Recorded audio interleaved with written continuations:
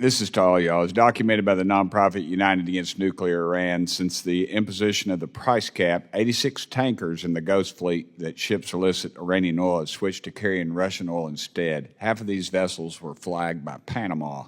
Should the U.S. increase pressure on Panama to deflag these vessels?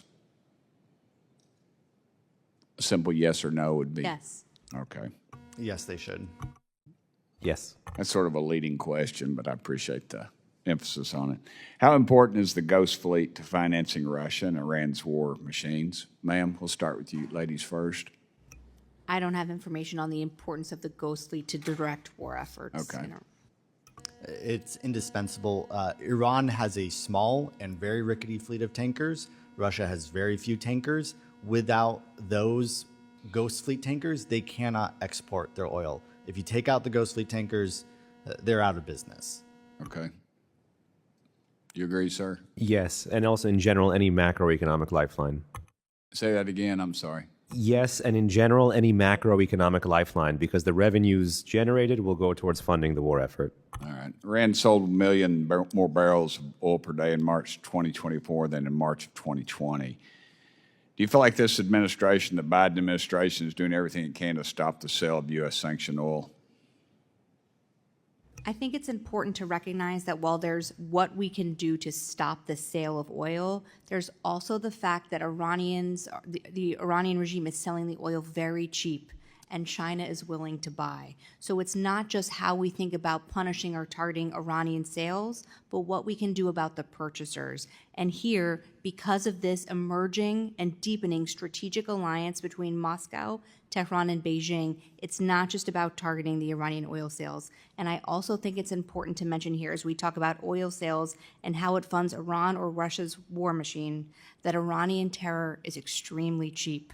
They were able to continue to foment chaos, fund, train, and direct their proxies throughout the JCPOA and the maximum pressure campaign. So it is not simply about cutting off the funding. I think it's very important both for executive branch and legislative branch to think about what we can do other than just targeting the economic incentives here, given how cheap Iranian terror is.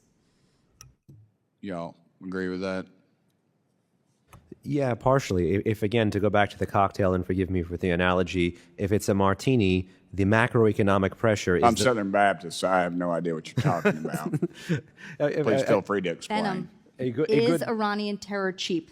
Iranian terror is cheap, and I'll go one further. Yes, but ballistic missiles and drones are weapons of the weak, but that doesn't mean they don't kill. So we should be in the business of macroeconomic pressure and everything else Dana just said. It's not one or the other. And here's the quiet part out loud.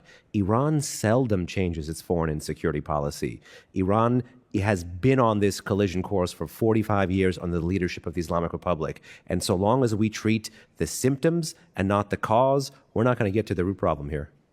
Iran's putting about what, 2.5 million barrels a day? Is that roughly?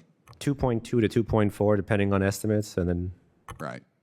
And China's buying 80% of their oil from them. Did I read that statistic right somewhere? Roughly. We're good. Yeah, I was just trying to get a ballpark. These Iranian drones, they're mentioned, have been used to directly attack Israel. Is there a way that the U.S. can interrupt the production? Absolutely, and a lot of those actions are already in place, and they should be tightened up. First of all, we need to shore up the air defenses of our partners. Israel has an exceptional layered air defense. We just saw our partners together operate those air defenses. Number two, we have to go after the dual-use components that are ending up in Iran's drones. Number three, we have to stop and figure out how to degrade the illicit transfer of Iranian drones to the Russian theater. Number four, we need to shore up Ukraine's air defenses and their capabilities to down those drones. And five, we need to increase information and intelligence sharing between Ukraine and others who are at risk from Iranian attack drones. Didn't we just have something that was blocking those drones, the sale of those drones, and now that they're opening that pipeline back up, so to speak? Have I read something correctly about that recently? There was a UN embargo on sales and purchases of Iranian drones and ballistic missiles that expired in October 2023. Right. But that is something that can be returned. Okay, great. I'm sorry I've gone over, Mr. Chairman.